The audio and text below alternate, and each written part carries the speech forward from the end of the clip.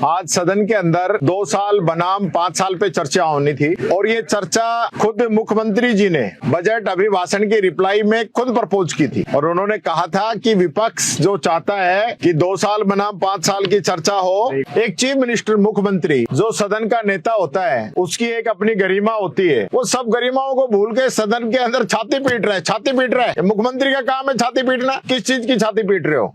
आपने कहा कि मैंने 1.5 साल में वो काम कर दिए जो कांग्रेस 5 साल में नहीं कर पाई। फिर आपने कहा कि मैंने 2 साल में वो काम कर दिए जो कांग्रेस 5 साल में नहीं कर पाई। और आज जब चर्चा होनी थी तो चर्चा आप किस पे करवा रहे हो? यानी इनकी जो सलाहकार हैं, इनके जो मंत्रिमंडल के साथी हैं, वो इन मुख्यमंत्री की जितनी भद पिटवाते नहीं, इतना शायद दूसरा कोई पिटवाता नहीं होगा। ये सदन जो है नियम, प्रक्रिया, परंपराओं से चलता हुआ है। आज कोई गतिरोध नहीं था, खुद गतिरोध पैदा किया। जब मुख्यमंत्री ने कही कि मैं 2 साल बनाम 5 साल पे चर्चा कराऊंगा, तो फिर ये 2.25 साल की किताब रखने की कहां से जरूरत आ गई थी? और उसके बाद भी जब हमने कहा कि आप इसमें एक लाइन और जोड़ लीजिए, आपकी किताब पे तो कराइए पर एक लाइन और जोड़िए कि 2 साल बनाम 5 साल पे चर्चा कराएंगे, तो नहीं कराई इन्होंने। हमारे लाख समझाने के बावजूद भी, क्योंकि ये अड़े हुए थे, इनकी मंशा आपने देख लिया होगा सुबह से ही, ये नहीं चाहते थे कि हम अपनी बात रखें। और जिस प्रकार की बकवास जो है मुख्यमंत्री अपने मुख से अंदर कर रहा है, वो मुझे कई बार सोचने पे मजबूर करता है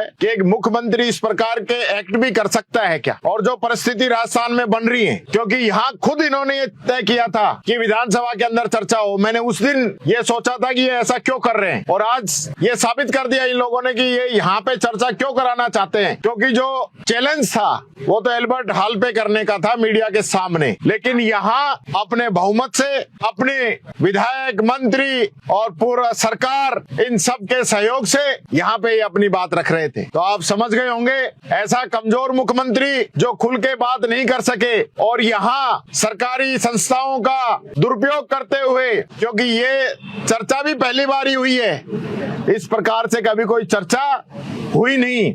और अब तो आप देखिए, एक बात मेरे को याद आ गई, हमारे कहावत है कि जब धरती में ही सोना है तो फिर सकड़ाई क्यों भुगते? तो बंदा आप जो है ना 15 साल पे आ गए अंदर, अब 15 साल को चैलेंज कर रहा है, तो ऐसा ही होना चाहिए। लेकिन जिस राजस्थान की पहचान भैरव सिंह जी शेखावत जैसे मुख्यमंत्री रहे, वसुंधरा जी जैसी मुख्यमंत्री रही, हमारे अशोक जी गहलोत साहब जैसे मुख्यमंत्री रहे, जिन्होंने इस सदन की मर्यादाओं को हमेशा मजबूत करने का काम किया।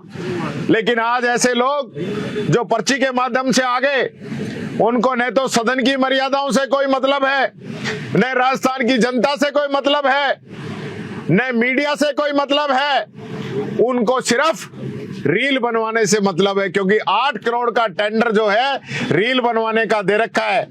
रील वाले भी कहते हैं भाई साहब कुछ देओ सामान तभी तो चलाएं। रील बनवाने के लिए अंदर कैमरे वैमरे सब लगा रखे।